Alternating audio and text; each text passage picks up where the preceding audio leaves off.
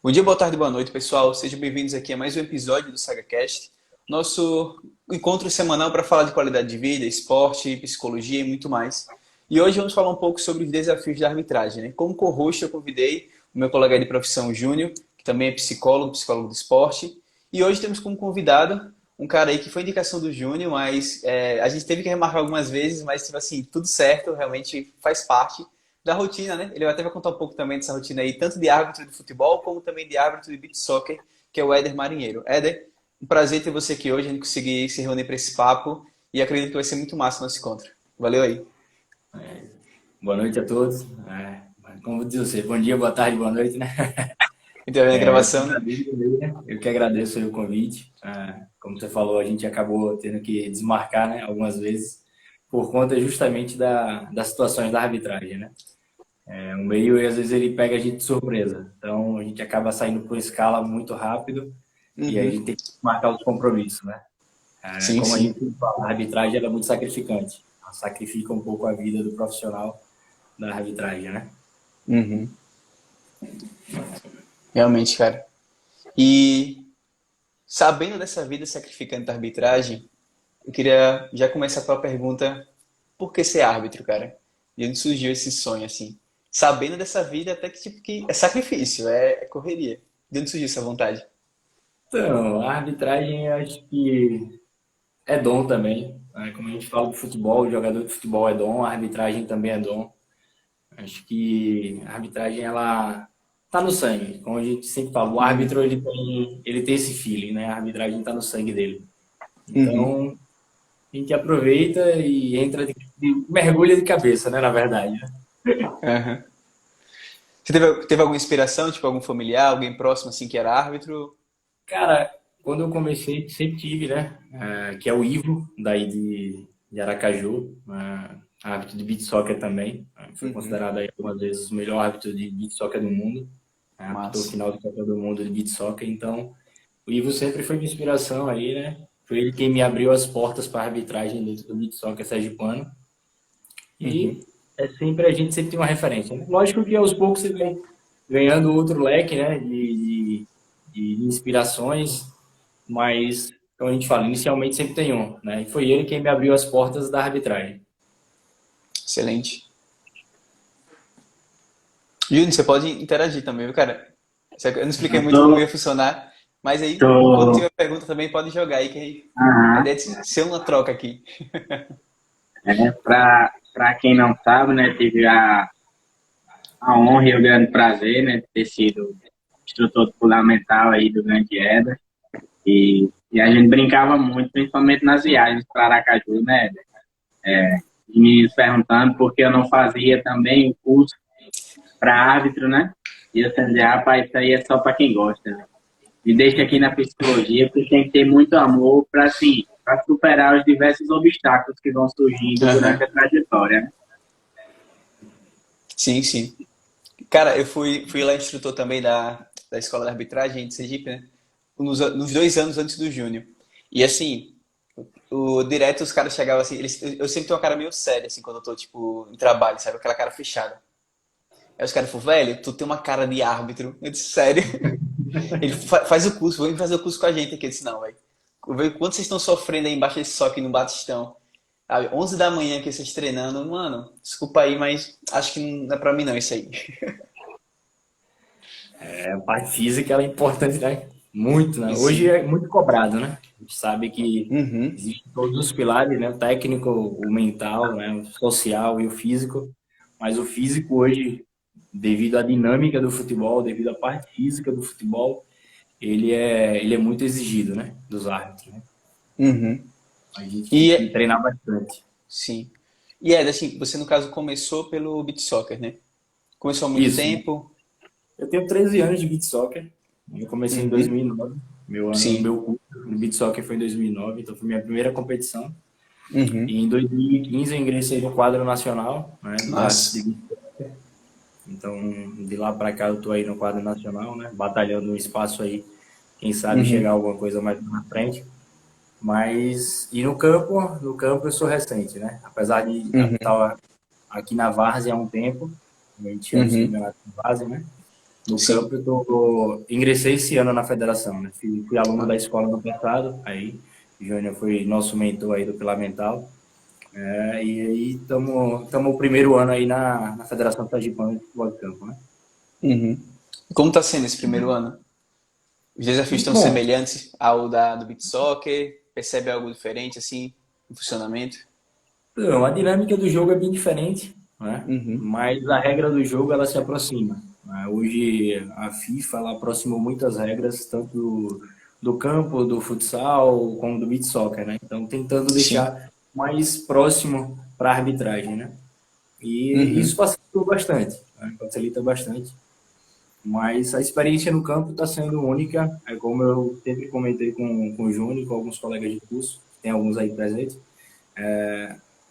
Um dia eu vou aproveitando cada jogo como se fosse o último. Esse é meu Uhum. objetivo, Legal. me dar o máximo sempre em cada jogo, né?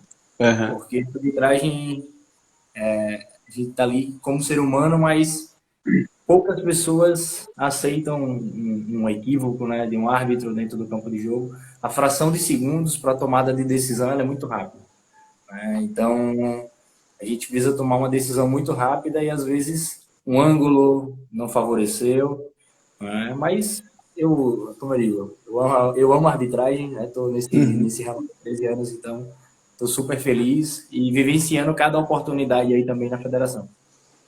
Excelente. Vou complementar aqui, viu, Fernando?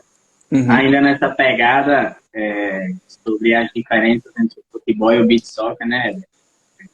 Eu estava lembrando uma coisa que você comentou, acho que foi no grupo, né? Falando no sentido da pressão que existe, principalmente por parte das torcidas, né? Torcidas, comissão Diferente. técnica, que no campo acaba sendo um pouco mais distante da figura do árbitro, né? Enquanto que no beach soccer é bem mais próximo. Assim, você enxerga alguma diferença? Se isso impacta mais na parte psicológica, você anda na nossa sardinha, né? Então, agradecer bem a Glauber aí, falou que minha estreia no campo foi com ele aí, com o Glauber, né? Mas. Um excelente assistente aí da federação. Então, Júnior, é como a gente sempre comentou, né? A pressão em si ela é maior, porque a torcida no beach soccer ela fica muito mais próxima, né? Uhum. O banco também fica muito mais próximo, ou seja, você sente aquele calor mais próximo. Mas a partir do momento que você entra com um pilar mental bem trabalhado, você acaba esquecendo tudo que está ali ao seu redor e se concentra na aplicação da regra no campo de jogo. Uhum. Agora mesmo, final domingo, né, do Campeonato Sergipano de Beach Soccer, estava lotado lá, o final de linha lá do Franco. Os caras ficam a 1 metro da gente. Então a torcida fica a 1 metro da gente, uma divisão só de uma placa com uma grade.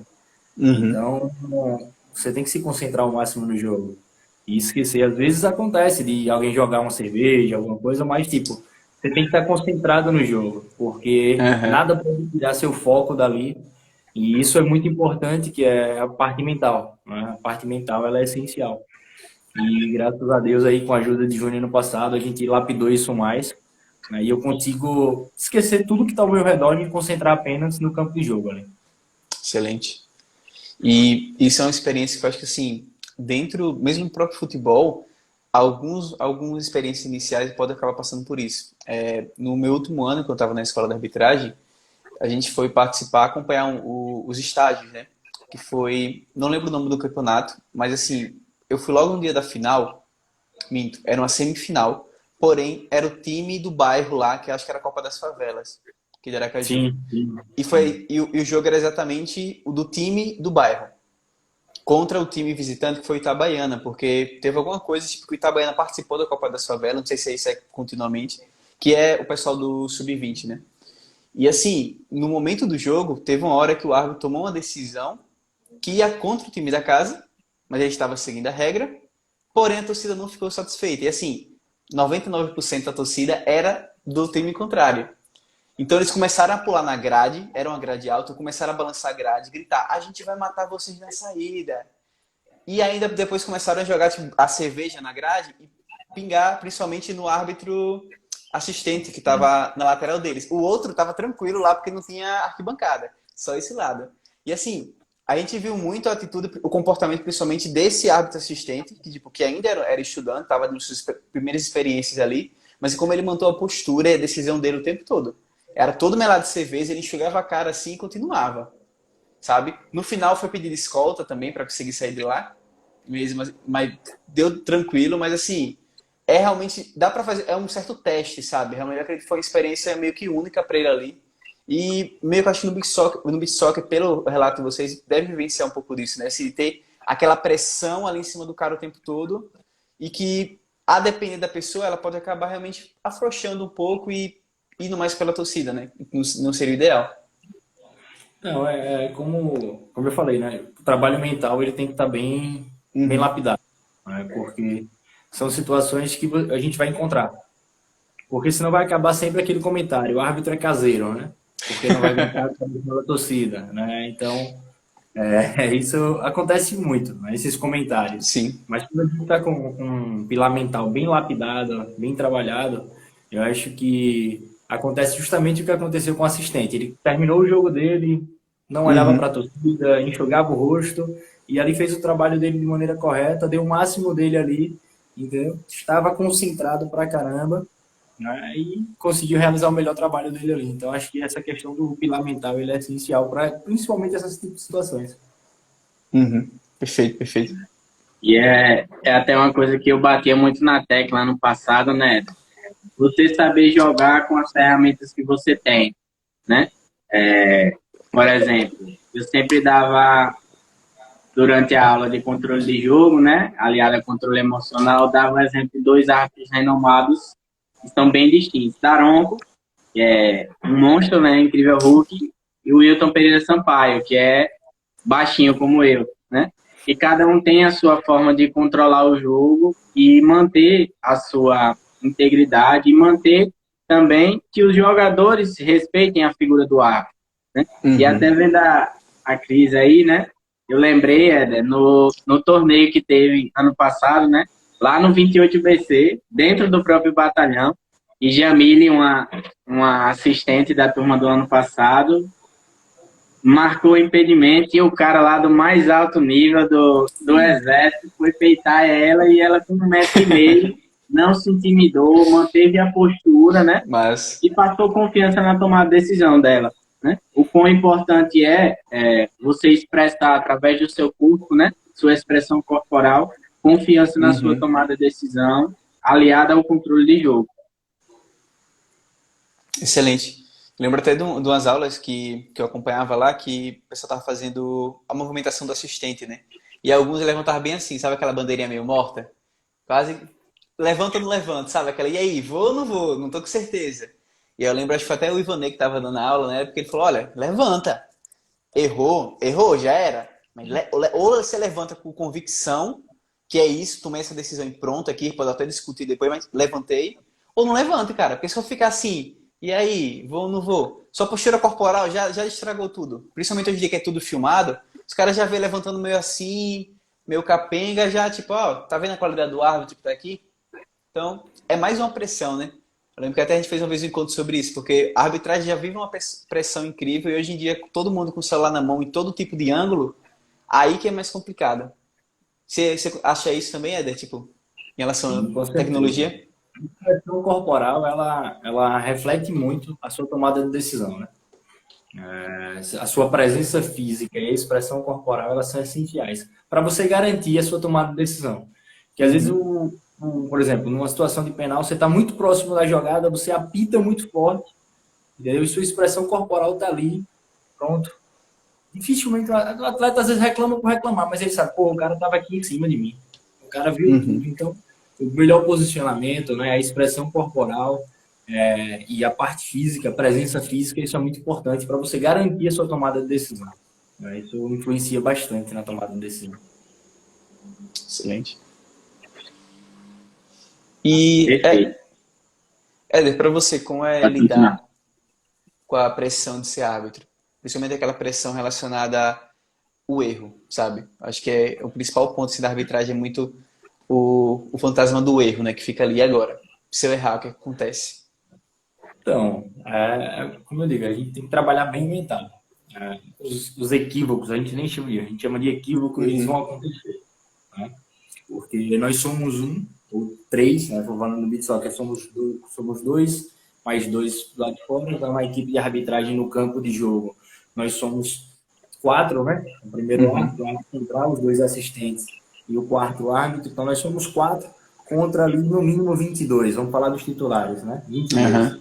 Então, essa questão do equívoco, ele pode acontecer. Como seres humanos, a nossa tomada de decisão ela tem que ser mais rápida do que a de todo mundo, e o equívoco pode acontecer.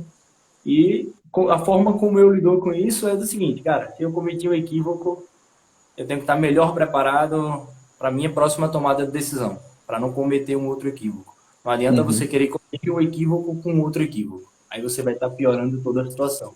Então, você tem que trabalhar isso. E uma das coisas que, pelo menos para mim, me ajudam muito também dentro do beach soccer e dentro do campo, né? É não estar procurando saber situações de equívoco, vamos dizer, no intervalo da partida. Vou terminar minha partida. Depois que eu terminar, eu vou estudar meu jogo e vou ver onde eu poderia ter melhorado meu posicionamento, onde eu poderia ter melhorado minha chegada, meu gestual, né, minha expressão corporal. E se eu cometi um equívoco, melhorar para aquela situação não acontecer mais. Porque a partir do momento que você, às vezes, se você não tiver o pilar mental muito bem preparado, você vai saber a situação que você errou e aí você já fica com aquilo para o segundo tempo, né? E no beach soccer para os próximos tempos, então acaba atrapalhando ainda mais. É melhor você fazer uma análise, né, técnica e tática do seu jogo após o jogo do que estar nessas situações de intervalo. Excelente. E dentro dessa sua experiência aí na arbitragem, teve alguma situação assim que você já vivenciou que, cara, foi bem marcante? Alguma situação talvez com a equipe, com comissão técnica, que disse, pô, isso aqui um dia aconteceu, eu nunca imaginei que aconteceria comigo isso aqui. Nem imaginei que poderia acontecer isso. Mas só no campeonato de várzea, né? Os melhores. Na várzea acontece tudo, né? Na várzea acontece tudo. Então, só em situações de campeonato de várzea mesmo. Campeonato profissional, o pessoal já tem uma noção melhor de jogo, né? Acaba, de certa forma, ajudando no decorrer da partida, né? No transcorrer da partida. Mas em campeonato de várzea acontece tudo.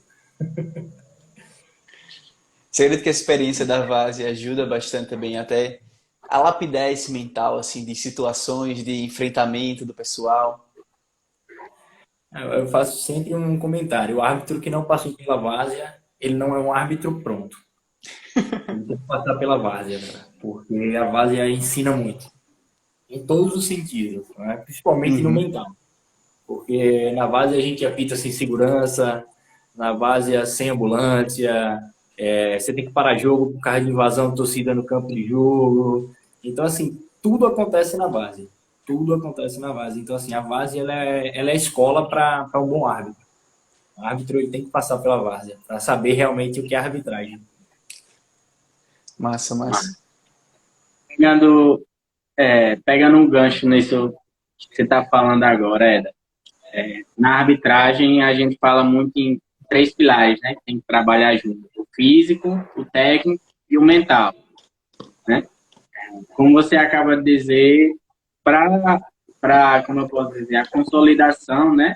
E o fortalecimento do pilar mental, você trabalhar na várzea é muito bom porque você pega experiências múltiplas, né? Como você falou. Só que algo, puxando mais para o lado do pilar técnico, algo que é muito falado também, é a questão dos viciozinhos, né? Que às vezes existem alguns tipos de marcações, que mesmo o árbitro sabendo que pela regra não deveria marcar ou deveria marcar, mas que pelas circunstâncias que a várzea oferece, né? O jogo da várzea oferece, o árbitro acaba fazendo ou não fazendo. Na sua experiência, como você enxerga esse tipo de vício, né? Se você já se pegou com algum tipo de vício assim da várzea e como você fez para mudar na hora de virar a chave para o futebol profissional ou até mesmo para o beach soccer. Então, isso acontece bastante, né? É como eu digo, a base é diferenciada. Então, na base a gente tem que ter várias situações que você tem que ter um controle maior do jogo. Por exemplo, algo que eu uso bastante na Várzea é a distribuição de cartões. Uhum. Na federação e no beach soccer, não. A gente já começa, que o pessoal sabe mais a regra, né? Entende que quer jogar um pouco mais. Então, na várzea, para você ter um controle de jogo, no meu caso, eu uso muito cartão. Uhum. Ó, fala baixo, vamos jogar e conversou, cartão. Porque aí você começa a criar uma característica para você dentro da base que os jogadores vão perceber, opa, com esse árbitro aqui, eu tenho que me precaver quanto a isso, quanto ao que eu falo, como eu vou agir. Então, essa é uma situação bastante, no meu caso, bastante comum. Acho que é meu maior vício dentro da base é justamente esse, né? É usar um pouco mais o número de cartões a meu favor, né? Uhum. Não trazendo isso para a parte profissional. Sim, sim. Mas é uma certa forma de conduzir também, né? Assim, às vezes até logo no início do jogo, que talvez um jogo e um time em uma série D e tal, então um campeonato sergipano não seria ideal já sair dando um cartão para determinada situação, porque pode ser um equívoco ali de jogador, uma situação ali de choque, mas talvez na várzea tomar essa decisão já do cartão pode ser importante, né? Até para já mostrar o clima do jogo. Olha, se manter com esse comportamento aqui mais agressivo, vai cair fora. E aí? Tipo, dá aquele amarelozinho ali já para dar uma assustada também. Então, Tem um controle, certo? né? Faz Você tem sentido. bastante Aham. controle de jogo, né? E, por exemplo, uma das coisas que eu realmente eu não aceito dentro do meu jogo na várzea, principalmente, é desrespeito, né? Palavrão e tal. Então, o pessoal já entende que, tipo, opa, com Éder, eu já vou segurar um pouco minhas palavras, né? Uhum. Ofensivas, porque eu sei que se eu falar um pouquinho, vem cartão. Então, acho que a gente tem Sim, que usar isso. Eu uso isso para controle de jogo, que sim. a base de respeito ele é maior, né? Os caras Uhum. acham que pode falar tudo justamente por não ter segurança, acha que quer intimidar o árbitro por chegar mais próximo, alguma coisa do tipo. Então, ele sabe que dificilmente vai ter punição para ele ali Uhum. pós-jogo, né? O que diferentemente tem Sim. no futebol profissional. Então, o cara da base ele, se eu der um murro dele e acabou. Então, assim, isso é verdade, não tem jeito. Então, Aham. assim, tá dessa forma. Então, eu busco mais essa forma para ter esse vício, né? Como o Júnior falou, eu tenho esse vício para ter um pouco mais de controle dos jogos aí nos campeonatos de base. Perfeito. A Bárbara É, até a colocou. Bárbara. Pode ler, Júnior. Então a Bárbara ela fez uma pergunta aqui que eu achei interessante, eu já tinha até fixado aqui a pergunta dela. Vou jogar para você. O cartão, Beleza. ele produz ensinamento ou só punição? O que você acha? Isso vai depender muito do atleta, né? Uhum. Tem atleta que ele vai só usar o cartão como punição. É como eu digo, tem hoje dentro da várzea, né? Muitos atletas que jogam aqui, principalmente na minha cidade, eles já sabem que o cartão eles utilizou como realmente uma correção, né? Uma reeducação da Uhum. forma deles jogarem. Pelo menos quando eu estou no campo como árbitro central, eles já sabem isso. E comigo é um pouco Uhum. diferente. Excelente. Porque senão fica aquela coisa muito feia, né? Um monte de palavrão, aquela coisa Uhum. horrível dentro do jogo. Vão muitas crianças para a beira do campo, né? Assistir. Então, eu acho isso, como eu sou professor também, então eu acho isso muito ridículo, né? Você tá ali, Uhum. você tá jogando e você tá passando ensinamentos para o seu filho na beira do campo, que é para desrespeitar as pessoas, que pode estar chamando qualquer tipo de palavra ofensiva, né? Então, acho que a gente tem que transmitir a melhor forma a educação também para as pessoas. Excelente. Porque a criança pega, né, aquilo como exemplo. Pô, se o cara tá jogando ali, tipo, ele faz o que quer ali, então eu também posso fazer o que eu quero, né? Perfeitamente. Sem contar muito, até quando a gente vê com torcida também, né? De como o futebol veio se tornando algo até desorganizado e que muitas vezes um pai de família não leva seu filho e sua esposa para assistir um jogo porque é um ambiente que está agressão o tempo todo, um ambiente, qualquer momento pode acontecer alguma coisa ali, então não é muito Um ambiente interessante. hostil, né? É um ambiente bem Uhum. hostil, né? Infelizmente. Infelizmente. E é justamente isso. Acho que a gente tem que saber. Eu sei que são pessoas adultas e a gente não vai Uhum. educar essas pessoas. Mas se você conseguir melhorar um pouco essas pessoas em determinadas situações, Sim. isso já faz uma diferença muito grande, principalmente na vida das pessoas que estão ao redor dela, né? É como eu digo, muitos pais que jogam aos domingos aqui à base levam seus filhos para a beira do campo. Então, acho que a Uhum. gente tem que passar exemplo para a criança, né? Eu, como professor, e sempre cobrei muito dos meus alunos o respeito ao árbitro. Aluno meu não reclama Uhum. com o árbitro no jogo, porque se ele reclamar e der Excelente. saída, ele não vai voltar para o jogo. Eu perdi uma final de jogos da Primavera porque meu melhor jogador foi reclamar com o árbitro. E eu cheguei próximo do árbitro e disse, pode dar vermelho nele. Aí o árbitro, não vou dar não. Eu disse, não vai dar não, tudo bem. Fui, tirei ele e disse, pode ir pro vestiário e tirar o uniforme que você não volta pro jogo mais. Eu acho que a gente tem que educar. Né? E como eu trabalho com crianças dentro da escola, então a gente sabe que esse trabalho de educação dentro da escola é muito importante. Porque eles passam mais tempo dentro da escola do que em casa. Então a gente consegue, né, influenciar, não vou dizer influenciar, mas conseguir realmente fazer com que essas crianças elas repensem um pouco as atitudes delas. Então, meus alunos, eu prezo muito por isso. Eu cobro bastante deles a educação o tempo todo. Saber entrar nos locais, nos ginásios onde vão jogar, respeitar a arbitragem, respeitar todo mundo que está ali, torcida, se tiver torcida adversária, a mesma coisa. Eu não aceito que um aluno meu faça um gol e vá comemorar, provocando a equipe adversária, a torcida adversária. Então, a gente tem que trabalhar com a educação desde a base. Excelente. E eu acho que essa virada de chave, né, de tornar, não sei nem se eu posso dizer novamente, mas tornar o futebol um ambiente mais seguro e um ambiente mais respeitoso, tem que vir da base, né? Você, desde criança, você já formar a criança, ensiná-la a respeitar a figura do árbitro, respeitar a figura da torcida adversária, que também tem muito conflito, né? E eu digo por experiência própria que, na minha época, o árbitro estava ali para eu tentar dobrar ele, dizendo, ô, professor, tudo bem? Para meio que já ganhar, né?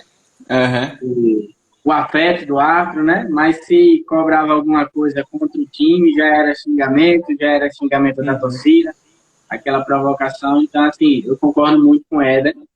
Eu acho que essa virada de chave, essa mudança de perspectiva no futebol, né? Que hoje é um ambiente que está perigoso, né? Principalmente nos grandes centros, mas, obviamente, na nossa região também, né? Eu acho que essa virada de chave só será possível a médio e longo prazo, né? A partir do investimento numa melhor educação, como o Éder fala, né? Prezando sempre pelo respeito, tanto ao árbitro como aos adversários, à torcida adversária, tudo que envolve a mecânica do esporte, né? Seja futebol ou qualquer outro esporte. E, como o Glauber até colocou aí, infelizmente está piorando. Isso é fato. Né? A gente vê vários jogadores que são influências, né, para as crianças, né?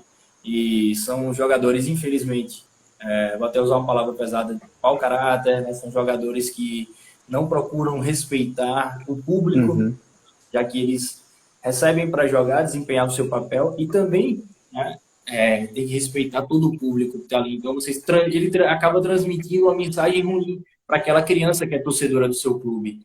Né? Porque ela acaba se apaixonando pelo jogador, aquela coisa toda, e o jogador não transmite, né, um exemplo bom, vamos dizer assim. E aí, como o Glauber falou aí, agora os pais, eu que estou dentro dos jogos escolares, muitas vezes os pais estão na arquibancada, né, brigando com os filhos, xingando o adversário. Então, assim, justamente, Glauber, infelizmente a educação de casa está comprometendo muito, né, a base do nosso futebol. Não só do futebol, mas a nossa educação como um todo, de forma geral. Então, para nós que somos professores, o trabalho dentro da escola também está ficando dificultado por isso. E isso vai ser carregado para todas as modalidades esportivas. E sempre alguém vai querer tirar vantagem de alguma coisa. Infelizmente é assim. Excelente. E isso também está muito ligado, por exemplo, tanto essa questão dos pais, né, que às vezes os pais precisam ser educados para como saber lidar com os filhos. Tem muita questão, tipo, ele tinha esse comportamento passado e quer transmitir isso para o filho, trazendo até para, por exemplo, do filho, o treinador dá uma orientação e ele, não escuta o treinador não, escuta o que eu sei, fui jogador, aquele famoso, você tem que me escutar aqui para poder crescer, o treinador não sabe nada não. Então, já começa, se você está com desrespeito, está querendo a criança não ter respeito ali pro próprio treinador, imagina pro árbitro. Essa criança achar fazer o que quiser ali e pronto, sabe? Então, e dentro da questão do papel dos atletas, um ponto que eu acho interessante quando se trabalha com o atleta é tentar mostrar para ele o que é o ser atleta, sabe? Tipo, que imagem ele está passando, que legado ele está deixando com aquilo. Porque se ele não tem essa noção, ele vê lá, por exemplo, Tem uma criança que com a minha camisa, tipo, sabe o peso disso de uma criança tá querendo sua camisa, se inspirando em você, e você simplesmente faz o que quer e fala o que quer, e tipo, age da forma que você acha que é melhor, mas você não tá pensando nas futuras gerações que veem você como um exemplo. Elas querem ser você ali. Só que às vezes o atleta parece que não tem essa consciência, né? Tipo de, pô, eu sou um exemplo pra essa galera aqui. Se eu faço o que eu quero dentro de campo, imagina que a galera vai fazer na arquibancada. Exatamente. É como eu falei, né? Eles transmitem, né? Uhum. Um poder de influenciar muito grande, crianças e adolescentes. Então, eu acho que tem que começar a refletir um pouco suas atitudes dentro de campo e fora de campo também, né? A gente Uhum. sabe que jogador é uma figura pública, né? Então, tudo que ele fizer vai ser exposto e vai ser refletido. Então, acho que a gente tem que começar a ter um pouco mais de cuidado com isso. Perfeito. Eu acho que o próprio... Tá? Parou. Oi? Eu provei aqui. Então, eu acho que o próprio exemplo do que tem acontecido com o Daronco e o Hulk, né? Eu acho que já retrata muito isso que a gente está falando, né? O quanto a figura do Daronco está, como eu posso dizer, sendo manchada, digamos assim, dentro da torcida do Atlético como um todo, né? Que é gigante, sem tanto fundamento, né? Então, você espalhar o ódio por uma pessoa, né? Por ele estar exercendo o papel dele. Né? Uhum. Até que ponto esse tipo de coisa está chegando e está também propiciando o crescimento dessa violência dentro do esporte. Não, com certeza, como você falou, né? É muito mais fácil, o jogador ele é ouvido o tempo todo, não é? Então, o Hulk fala o que ele quer ali, não, o Daronco tá me intimidando, tá não sei o quê. E aí, quantas vezes o cara chega ali próximo do árbitro e fala bem baixinho palavrões e, tipo, o árbitro, às vezes a gente tem que segurar, porque você não... Como é que eu vou expulsar um cara se não demonstrou para todo mundo o que Uhum. aconteceu? Aí os caras vão realmente dizer, não, tá perseguindo o cara. Quantas vezes ele não pode ter chegado ali perto do Daronco e ter proferido algumas palavras, né, ofensivas ao Daronco ali meio baixinho? Uhum. Então, assim, é muito fácil chegar depois lá no microfone e expor a arbitragem, né? Igual o próprio Sim. Thiago Galhardo, essa semana, na segunda-feira, no Bem Amigos, foi lá e deu uma declaração que ser árbitro é fácil. Né? Ser árbitro no Brasil é muito fácil. Porque o árbitro acaba o jogo, vai para casa, ele não dá entrevista, tal. Jogador recebe direito de imagem. Árbitro não recebe direito de imagem. Jogador, se ele perde um pênalti, depois ele vai lá, faz um outro gol, a torcida vai e ameniza pro cara. O árbitro vai estar ali e vai estar dizendo uma situação de equívoco, alguma coisa. Quem vai estar ali, vai estar dando esclarecimento ao torcedor, ele tem que dar esclarecimento ao torcedor. O árbitro vai estar dando esclarecimento ao torcedor? Não. Porque se você for para uma entrevista, você vai dar esclarecimento ao torcedor. Isso. Então não é dessa situação, né? Sem contar também que o árbitro, mesmo, como eu posso dizer, mesmo que não seja noticiado pela mídia, mas ele dá seus esclarecimentos sobre toda e qualquer tomada de decisão através da súmula, né? Uhum. Mas quem que tá aí para criticar tem coragem de dizer, não, eu vou olhar a súmula para ver o porquê o árbitro X aplicou o amarelo naquele jogo, ou aplicou o vermelho, né? E a súmula é um documento aberto ao público. Aberto, exato. Chega no site da CBF, pega lá, baixa a súmula do jogo e vai visualizar a súmula do jogo. Né? Então, tem tudo relatado ali o que aconteceu. E até como o Thiago falou aí agora há pouco, a leitura labial. Os caras agora estão colocando a mão e escondendo o que estão falando. Então, aprenderam, né? Então, teve aquela situação da leitura labial do Fantástico, né, que estava com muita gente. Então, os caras estão comentando isso. E aí? Como é que a gente vai apresentar que o cara falou alguma coisa ofensiva ali? Então, assim, falar da arbitragem é fácil. A tomada de decisão nossa, como eu falei, são são 8 olhos dentro do campo de jogo, para no mínimo 22 dos que estão jogando, né, titulares, fora a quantidade de reservas. Então, assim, é muito fácil você jogar a responsabilidade de um jogo para a arbitragem e, às vezes, tirar a responsabilidade dos seus próprios ombros. Né? O jogador, para isso, ele faz muito isso, na verdade. Uhum. Esses dias a eu inversão, vi Pode falar, Júnior. É nesse sentido, depois a inversão de valores é tanta que se cobra uma postura e um comportamento perfeito do árbitro sem equívoco nenhum, né? Enquanto que os próprios jogadores não dão 1% de exemplo. Eles estão a todo instante querendo modificar a tomada de decisão do árbitro em prol do seu time, né? Simulando falta, cavando falta, um monte de comportamentos assim, totalmente opostos ao que eles falam, né? Então, assim, como você falou, é muito fácil dizer que ser árbitro é fácil, né?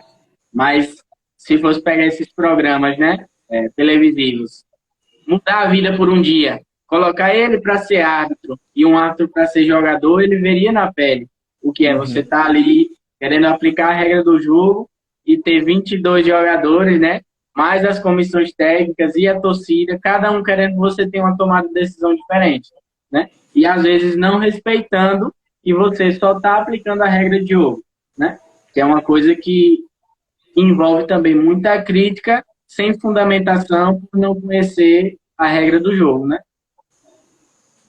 Excelente. Infelizmente, isso acontece muito, entendeu, Júnior? Muitos atletas profissionais não têm conhecimento da regra do jogo, infelizmente. E todo atleta ele deveria saber a regra do jogo. Porque até mesmo para algumas situações dentro do campo de jogo, eles teriam conhecimento da tomada de decisão do árbitro. Mas nem os jogadores profissionais, nível de Série A, eles sabem a regra do jogo. Acho que a gente teve um exemplo fatídico terça, né? No gol do Flamengo. E a gente até comentou num grupo que que estou lá na escola de arbitragem, obviamente são funções diferentes, eu estou no fundamental. Eu ouvi o comentarista de arbitragem dizendo que houve a mudança da regra de jogo, mas tipo, se não tivesse isso, para mim, era para ser gol anulado, obviamente, né? Que foi a postura dos jogadores do Corinthians também.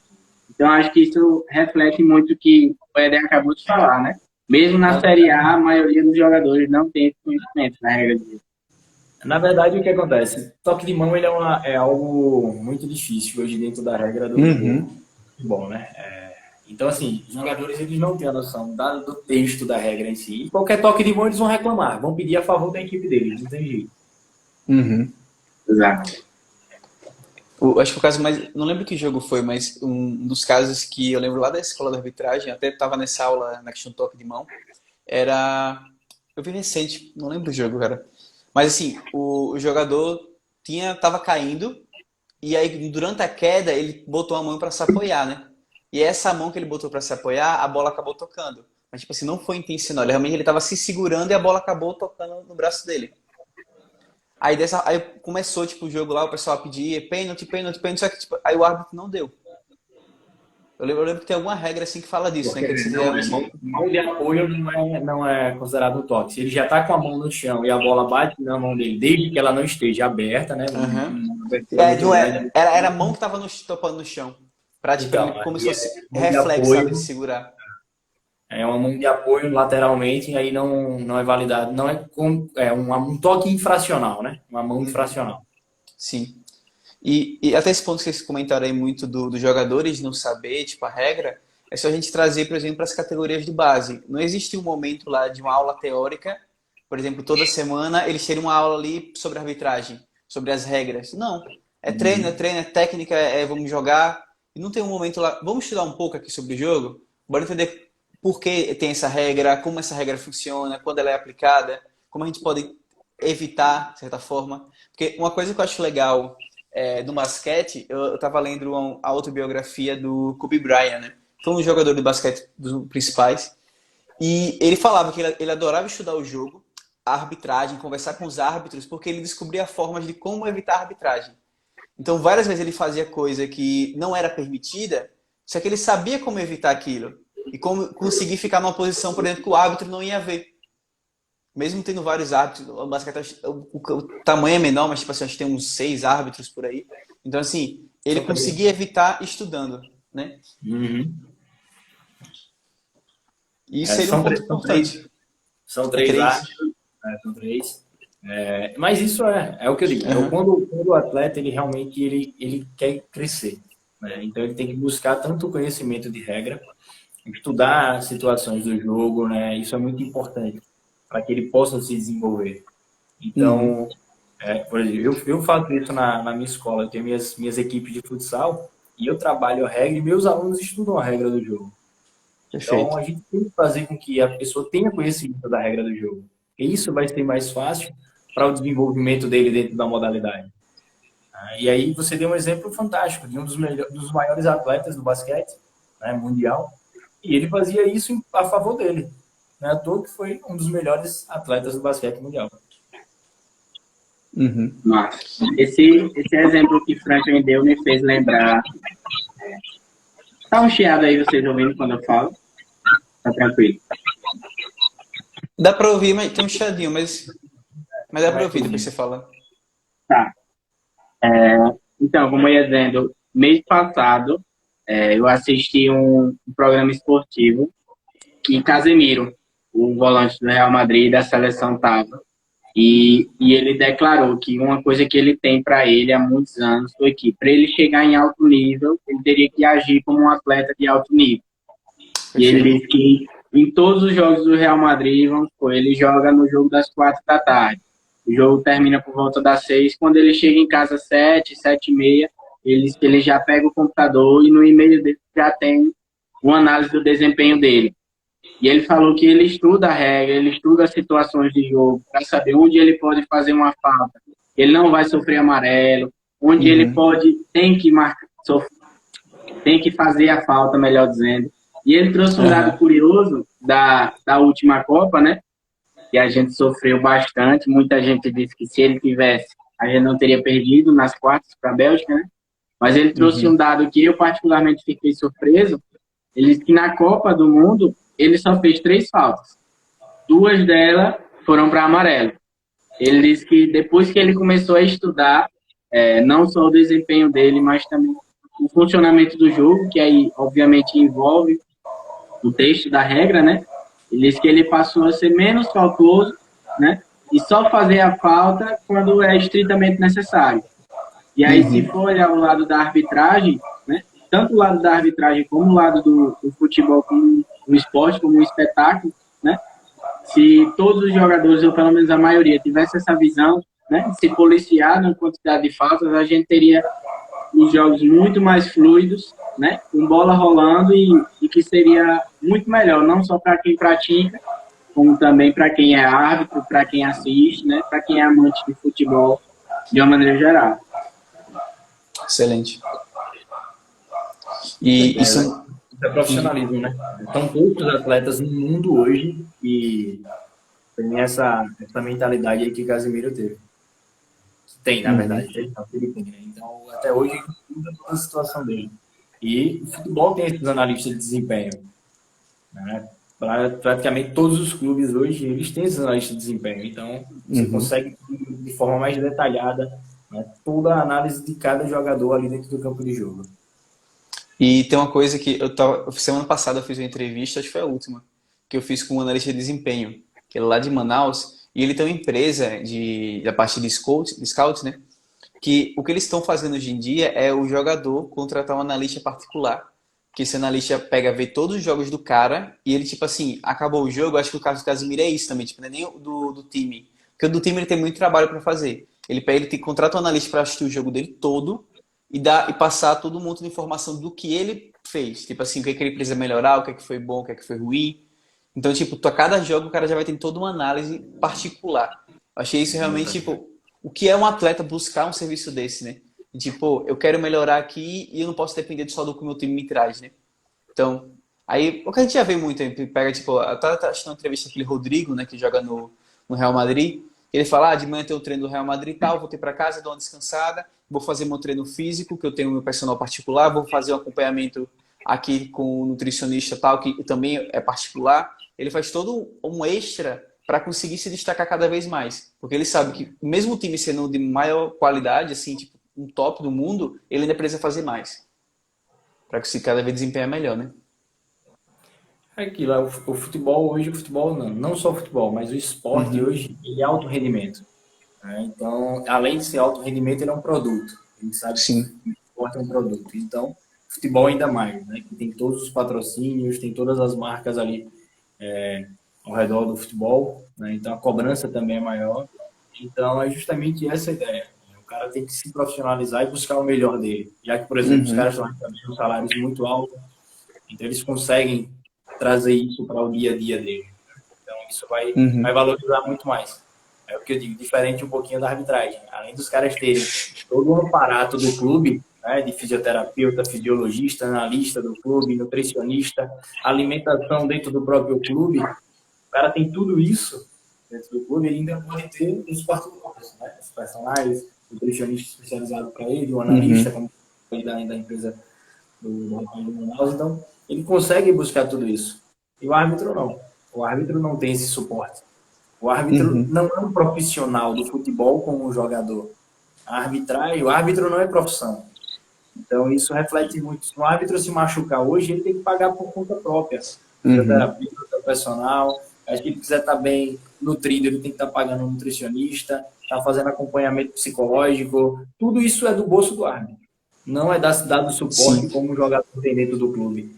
Né? Isso reflete muito, né, o lado do profissional da arbitragem. E Éder, isso é uma coisa que sempre quando eu estou conversando com alguém sobre futebol, e eu, por essa minha experiência na arbitragem, assim, com a escola de arbitragem, eu não sabia dessa informação. E todo mundo que eu conto essa informação, tipo, ó, sabe se o árbitro se lesionar ali, ninguém vai custear nada, ele vai custar do bolso dele, a fisioterapeuta, tudo, a pessoa fica, é sério? Eu disse, aham, e aí? A pessoa, caramba, velho. Porque assim como um jogador, qualquer momento você pode distender lá um tendão, e aí? Se vira, cara, Aconteceu com se o paga. Klaus, né? Agora no Campeonato Brasileiro. Né? Aham. Klaus teve estiramento de panturrilha. Terminou o jogo mancando e aí ficou afastado por um tempo aí para recuperar. E tudo custeio dele. Isso é tipo assim, é um pouco assustador, sabe? Eu falo até quando converso com as pessoas, ninguém acredita, assim. Realmente fica pensando. Só que eu já tentei, por exemplo, um processo de reflexão, o que seria possível ser feito, sabe? Tipo, de onde viria uma verba, algo assim, talvez dos times, talvez tipo das federações, dos times para as federações, como uma forma de melhorar o pagamento, então dar esse suporte maior. Porque até lembro de. Eu estava assistindo uma palestra que era da psicóloga da Federação de Arbitragem lá de São Paulo, durante a pandemia. E ela falou que tinham, eu acho que eram 600 árbitros por aí na federação, algo em torno disso na Federação Paulista, né? Eu parei e fiquei, caramba, mas tipo, só tem ela de psicóloga. Eu fiquei curioso, o que é que ela faz? Porque ela não vai fazer atendimento individual se o árbitro procurar. Porque se 10% procurar, dos 600, 10% procurou era para tipo, pra bater um papo. Já foi 60 atendimentos na semana. Não tem como fazer isso. Aí ela disse, Exatamente. cara, eu faço encontros semanais, tipo assim, em grupo, entre os homens, entre as mulheres, e a gente vai trocando uma ideia todo mundo em conjunto, porque eu não tenho como dar suporte, por mais que eu esteja aqui, para essa galera. Tipo, que bom que tem a psicóloga para dar esse apoio, mas assim, a dimensão e às vezes até o contrato dela também, ela não tem um contrato 100% com a federação, ela tem um contrato tipo de 10 E, horas na semana. E aí é osso. e a cobrança dentro do futebol hoje ela é maior, né, na equipe de arbitragem. Exato. Não é justamente isso, entendeu? É Dá algo para que tem que entender, ter né? um trabalho, tem que começar a profissionalizar e ser realmente profissional, ter seu salário, ter sua dedicação a isso. Uhum. Porque é como, por exemplo, a gente utiliza assim, algo que acho que marcou a equipe de arbitragem no Brasil inteiro, né? As palavras do Thiago Galhardo lá. Ele perde um pênalti, ele vai para casa, vai dormir, vai relaxar. O árbitro, muitas vezes, ele sai do campo de jogo para o aeroporto e já está ali com o seu notebook trabalhando. Uhum. Trabalhando. No meu caso, eu viajo e eu tenho que estar montando aula. Para montar minhas aulas para meus alunos personagens, para montar minhas aulas da escola e sempre deixar alguém dando esse suporte para mim. Uhum. E, por exemplo, um cara que é contador, ele vai estar com o computador dele fazendo a contabilidade dele, acabou o jogo, ele está ali com o computador trabalhando. Então, assim, Sim. é algo que para a gente, né, pesa muito, porque além de não ser uma profissão, a gente sai do campo de jogo já com a cabeça no nosso trabalho, e fora que você tem que pensar em tudo que você fez dentro do campo de jogo, ainda analisar o seu jogo, reavaliar situações suas dentro do campo de jogo. Uhum. Então, e ainda, por exemplo, se cuidar, no outro dia já tem que estar com a alimentação perfeita, porque pegar às vezes, 2, 3 jogos, né, seguidos, então tudo isso muda. Viagem, por exemplo, esse cara Viagem profissional, o cara viaja 2, 3 dias fora e aí volta. Então tem toda uma bagagem diferenciada do atleta. Né? Acabou o jogo, ele vai para casa, tem a segunda-feira de folga, né? Uhum. Volta a treinar na terça, e aí? O árbitro na segunda-feira ele está cedo no trabalho dele. Sim. No meu caso, eu estou na escola. Então, na segunda-feira, 7 horas da manhã, eu estou na escola. Só saio 5 da tarde da escola. Então, e aí? Onde é que a gente, né, a gente tem que saber que, e as pessoas não entendem, que a arbitragem, como você fala, todo mundo fica surpreso quando você fala que o árbitro, se tiver qualquer coisa, é tudo do bolso dele, é tudo por conta dele. Então, acho que Uhum. ainda existe um pouco de disparidade, porque é como eu sempre falo, no esporte, principalmente já estamos falando de futebol, no Sim, futebol sim. não tem jogo sem equipe de arbitragem. É a única Exato. equipe que não tem jogo. Se não tiver no campo de jogo, só não tem jogo com a equipe de arbitragem. Se tiver uma equipe, é WO. Se não tiver as duas equipes, só tiver equipe de arbitragem, é WO duplo e acabou. O jogo tá dado. Então, mas se não tiver Uhum. árbitro, não tem jogo. Entendeu? Então falta um pouco Sim. disso para desse apoio, desse suporte, né, para a equipe de arbitragem. E assim, eu gosto de pensar o árbitro ali hoje em dia como um maestro, sabe, pro jogo, porque a arbitragem tá ali para conduzir o jogo da melhor forma possível e ficar algo bonito de se ver.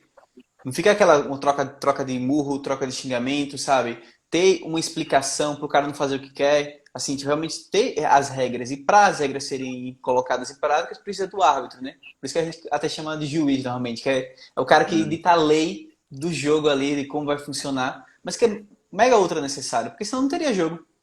Porque você falou, tipo, e aí, bota os caras para bater a bola lá e te faz o que quer, tô jogando a bola com a mão, estão derrubando o outro, aí fica segurando alguém em golpe de jiu-jitsu ali enquanto estão correndo. É Não justamente dá. isso, né? Tem que ter equipe de arbitragem. É a principal equipe no jogo, numa partida. Então, assim, sem ela não tem partida. Tá? Então, acho que a gente precisa entender um pouco melhor, né, o lado e buscar um pouco ser mais profissionais, né, trazer um pouco mais, trazer realmente a arbitragem se tornar uma Uhum. profissão, né, para que assim os árbitros Sim. possam ter mais tempo e se dedicar para aquilo, né, porque quando você se dedica mais, você treina mais, você repete mais, você aprende mais e você desenvolve um trabalho melhor, porque é muita repetição. O cara que vai treinar pênalti, ele vai repetir, repetir, repetir, repetir, repetir. Então, para a gente, é muita repetição também. É você buscar um ângulo melhor, é você buscar uma postura melhor para aplicar um cartão. E isso é repetição também. Então, a gente Uhum. vai gerar uma memória motora, né, melhor, para desempenhar melhor ainda, né, a função dentro do campo de jogo. Excelente. E pegando esse gancho aí, Eda, eu queria fazer uma pergunta difícil, né, digamos assim. Na sua visão, né, qual ou quais seriam hoje os principais desafios que você enxerga na arbitragem? E aí pode ser tanto dentro de campo, né, quanto extra-campo, como é a própria questão da não profissionalização.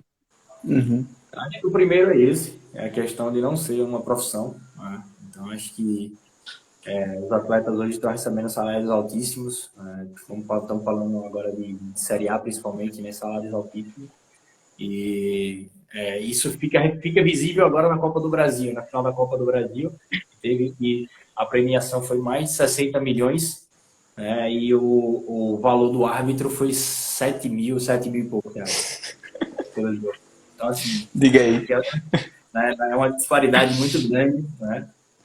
Então, acho que a profissionalização é algo que hoje tem que ser pensado muito rápido. A gente fala muito do futebol inglês, o pessoal elogia muito, mas o futebol inglês é uma profissão. Né? Então, o pessoal Uhum. fala muito da arbitragem inglesa, porque os caras se dedicam hoje só à arbitragem. Então, é muita coisa, é muita cobrança para a equipe de arbitragem e às vezes pouco né, suporte, vamos dizer assim. Mas Uhum. acho que o principal desafio é esse, Júnior.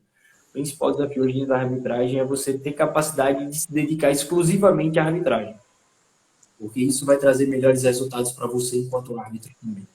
E isso vai refletir dentro do campo de jogo. Uhum. Isso é interessante, é porque a gente tem um case, né, assim, um funcionamento já em inglês lá, de os árbitros conseguirem desempenhar melhor, porque eles vão ter mais tempo de descanso, vão ter mais tempo realmente de se preparar para o jogo, de cada vez estar se aperfeiçoando também. Porque eles têm uma profissão ali de ser árbitro, ponto. Já que no Brasil não, o cara tem que dividir várias funções e leva por amor praticamente, né? Porque, como se fala, pô, final da Copa Brasil, 60 milhões, e o cara receber 7 mil, quanto zero de disparidade aí na conta, né? Isso a gente Faz está falando sentido. porque foi um árbitro FIFA, né? Apitando ali a final da Copa do Brasil. Porque o Exato, árbitro imagina. CBF, o valor é menor. O árbitro assistente, o valor é menor. O quarto árbitro, o valor é menor ainda. Então, Quarto árbitro, bichinho. e tem uma função extremamente importante dentro do campo de jogo. Controle dos bancos. Você Uhum. hoje sabe que a substituição era extremamente importante, né? Já que dentro da regra do jogo, com a atualização esse ano, são 5 substituições em 3 paradas, tudo isso você tem que estar muito atento. Sim, Né? Então, assim, é uma responsabilidade muito grande do quarto árbitro também. É o que eu digo, a excelente. equipe de arbitragem tem uma responsabilidade muito grande. E quando a gente, por Tem... exemplo, o Fábio falou aí, a cultura do Uhum. futebol europeu é bem diferente da nossa. É justamente onde a gente volta aquilo que a gente falou, a educação, né? É a educação, reflexo da educação. Excelente. A Marisainha, ela botou, realmente falta uma valorização da profissão, algo necessário já que vocês se dedicam tanto e as cobranças são enormes. Realmente. Resumiu tudo, E né? perfeito. E teve um ponto que eu lembrei que eu não tinha comentado. Recentemente eu assisti um vídeo no YouTube que era as súmulas mais engraçadas do futebol brasileiro. E, cara, 95% das que foram mostradas no vídeo eram basicamente situações que o árbitro ele descreve exatamente o que foi dito ou pelo técnico ou pelo jogador, então as mesmas palavras. E isso que era a parte engraçada. A quantidade de palavrão, xingamentos, nada a ver assim. Só que qual o ponto? Todos eram xingamentos. Tipo, mostrava que as situações de cartão vermelho que estavam ocorrendo no Brasil, basicamente eram todas a maior parte, no caso, de situações de conflito, de técnico xingando, isso às vezes era dito até pelo quarto árbitro que escutava com mais clareza o que estava sendo passado. E para manter esse controle, ele passa para o árbitro central também, né? Porque tem que também ter um controle do banco. E, pô, sabe que você imaginar que boa parte dos cartões estão sendo por comportamentos ruins dentro de campo, no sentido não de agressão, que era o mais conhecido, né? Ah, o cara foi meio agressivo e tal, puxou a camisa, alguma coisa, vamos dar o cartão. Hoje em dia não, hoje em dia está se tornando algo mais realmente tipo de comunicação dos jogadores, né? De sair gritando e xingando os outros, xingando o próprio árbitro o tempo todo. Isso acaba se tornando algo ruim e poderia ser bem melhor, né? Seria menos cartões e menos gente saindo do campo se diminuísse um pouco isso. Com certeza, Franklin. Vou mandar um abraço aí para Jorginho, que entrou aí, cara lá do Rio Grande do Norte, né? Um árbitro Mas, também, soccer. Na minha primeira competição nacional, tive o prazer de trabalhar com ele aí. Jorginho, um mas, abraço. Enquanto você fala disso, Franklin, realmente, por exemplo, qual a função do treinador? uhum, Qual a função? Treinar a sua equipe. sim, Não tem que estar reclamando com a arbitragem, pressando, né, gesticulando, não sei o quê. Ele tem que treinar a sua equipe. Vá lá, melhore taticamente sua equipe, faça suas substituições necessárias para melhorar o desempenho da sua equipe dentro do campo de jogo. Acabou. E uhum, é justamente isso. A maioria dos treinadores hoje já vão com o intuito de reclamar. Tudo que o árbitro marca é gesticular, é reclamar. E você falou a questão da súmula. Para nós, é muito importante a súmula. Porque uma súmula ela pode tirar o árbitro de vários jogos. Entendeu? O árbitro pode ser uhum, suspenso por conta de uma súmula errada. Porque tá lá, né, aqueles textos ofensivos da mesma forma que o cara fala. Porque se você colocar palavras a mais, você é que é punido. Então você uhum, tem que descrever da maneira como aconteceu. Ah, você é o filho disso, não sei o que. Então você tem que uhum, descrever exatamente como o cara proferiu. Porque senão você é quem paga por isso. Então, se você deixar de colocar, você paga por isso. Se você colocar mais, você paga por isso. Então, nós também somos julgados pelo STJ, né, por situações nossas dentro. Então, a uhum. súmula, como o Jorginho falou aí, a súmula é o principal documento do jogo. Então, e como ela é pública, aí sim você tem que deixar isso muito claro. Né? Loureiro, um Sim, abraço, meu irmão. Alberto Loureiro aí, um dos assistentes aí do nosso estado também, da Federação Sergipana. mas Cara, espetacular aí. fazendo presença aí. Entendeu, Frank? Então, isso tudo Sim, reflete pra gente. E aí o árbitro tá ali para treinar a equipe dele, cara. Acompanhar a equipe dele e orientar da melhor forma a equipe dele. Deixa a arbitragem e vai se responsabilizar com os seus comandados. Ele até botou, nos campeonatos pela CBF estão disponibilizados lá no site. Excelente. Realmente para ter tudo em ordem, né? Assim, até para poder argumentar, tipo, o time querer argumentar contra tudo, tá tudo lá escrito exatamente o que foi dito. E até às vezes também comprova, tipo, o árbitro, o quarto árbitro comprovou também, tipo, o que foi escutado para ter certeza. Então isso é muito importante mesmo. E essas situações são julgadas. Então vai Uhum. a julgamento. Ok? Vai depender de quantos jogos o cara pode pegar. E aí, se você não tiver colocado tudo da maneira como transcorreu, quem é julgado e quem pega a punição dos jogos é você. E o jogador acaba sendo absolvido. É isso, faz parte. Uhum. E a gente Jogador tem no que dia, detalhar da maneira como aconteceu a situação. jogador no dia seguinte pega, fala no Twitter lá alguma coisa, diz, o árbitro aí, ó, não falei nada, me tirou daqui jogo. E aí? Complicado. Daí você visualiza um futuro positivo, assim, dentro da questão da arbitragem de maneira geral, de talvez se tornar profissão, talvez ser mais bem remunerada, de realmente a pessoa poder se dedicar a uma vida de árbitro e até, quem sabe, existir mais respeito dentro do futebol brasileiro? Então, a questão da profissão, eu acredito que ela vai acontecer. Acho que porque, como eu falei, o produto futebol está exigindo muito. Né? À Uhum, toa a chegada do VAR, né? Apesar de alguns equívocos também, mas o uhum, VAR veio para ajudar, né? Porque a gente sabe que existiam antigamente muitas situações que times foram campeões e não seriam campeões, né? Por alguns gols impedidos, algumas situações. Então, assim, eu acredito que vai se profissionalizar, porque o produto futebol está exigindo isso. Então, acredito que... Espero que isso aconteça o quanto antes, na verdade, né?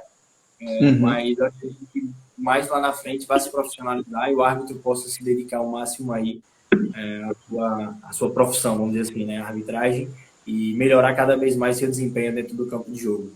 Então, acredito que isso vai Perfeito. acontecer.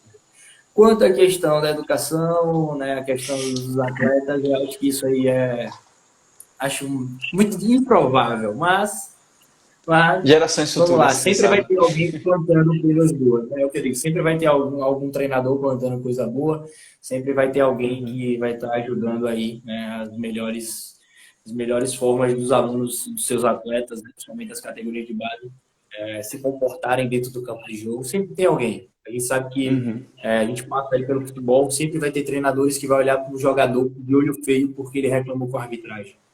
Eu falo isso para um treinador da seleção brasileira feminina de beach soccer, que é o Fabrício, é um cara espetacular.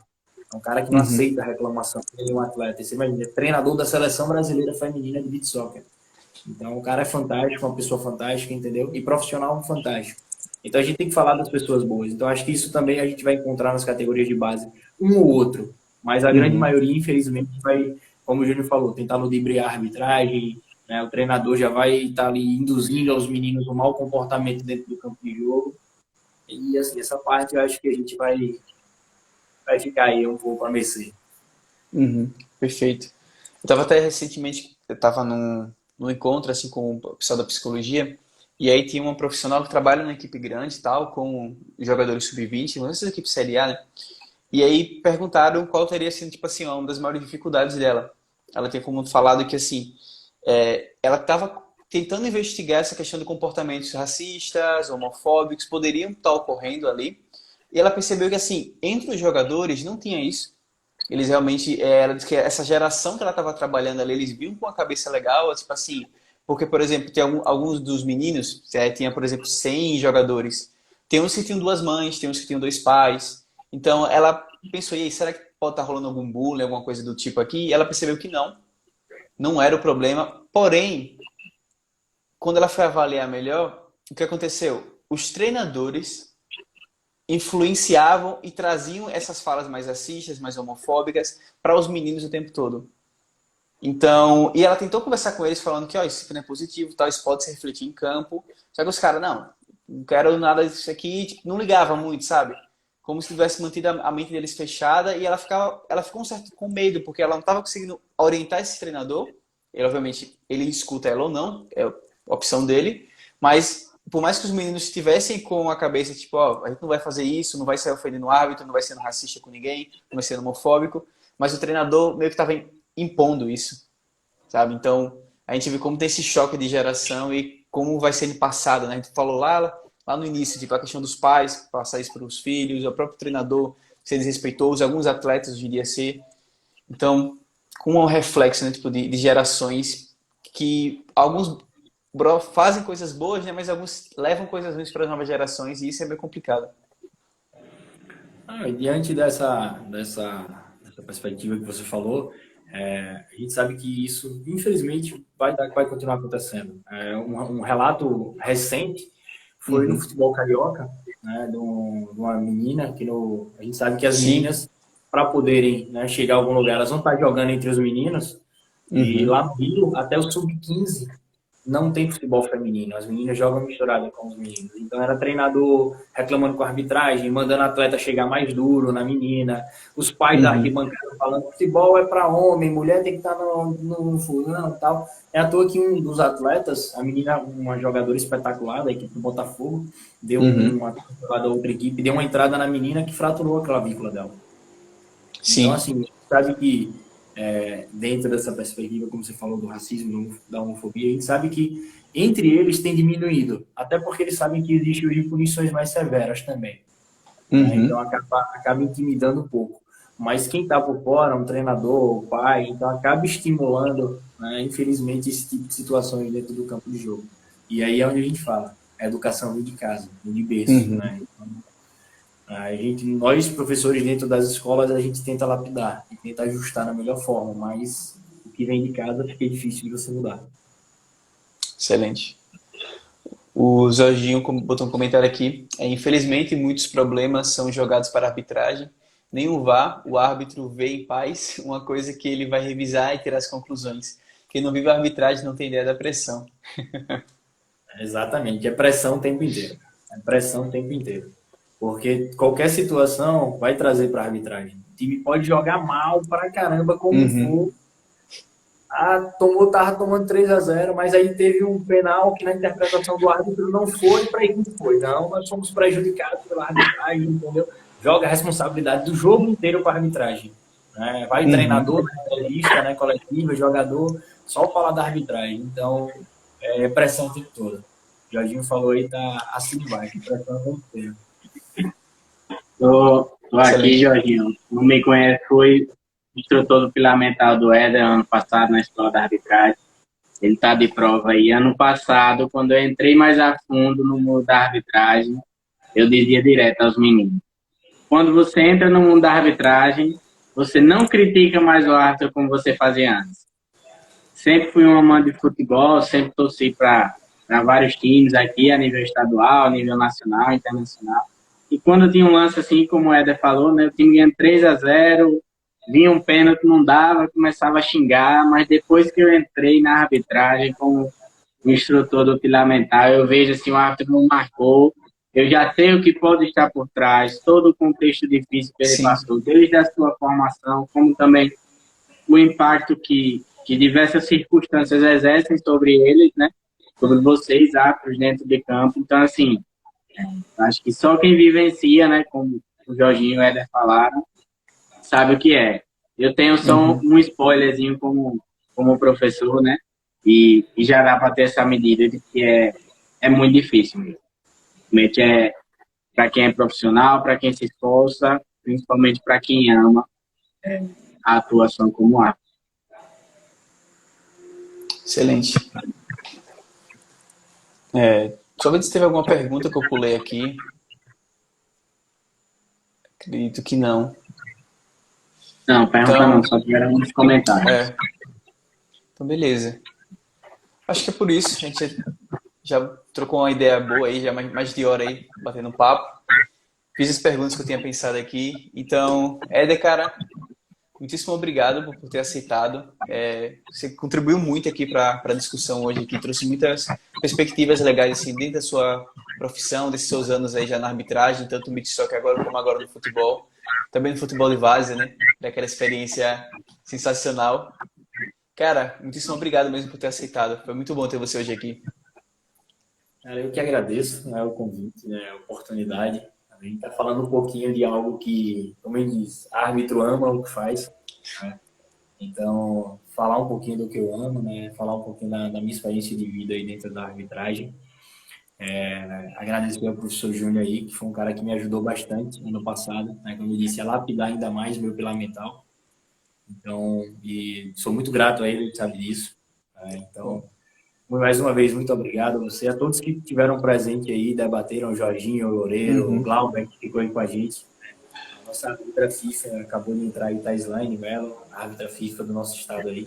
Excelente, né? Aprendizado gigante, né, nos momentos que eu tive com ela. Então, acho que é só gratidão, cara. Só gratidão a você pela oportunidade e a todos que estiveram presentes aí, contribuindo e debatendo um pouquinho sobre essa situação, vamos dizer assim, né? Essa futura profissão, né? Essa futura profissão tão Em breve, difícil, né? Tão pressionada e tão questionada aí dentro do nosso futebol, dentro do nosso esporte, né? Então, eu fico muito agradecido por tudo e qualquer coisa estarei sempre à disposição sua, professor Júnior.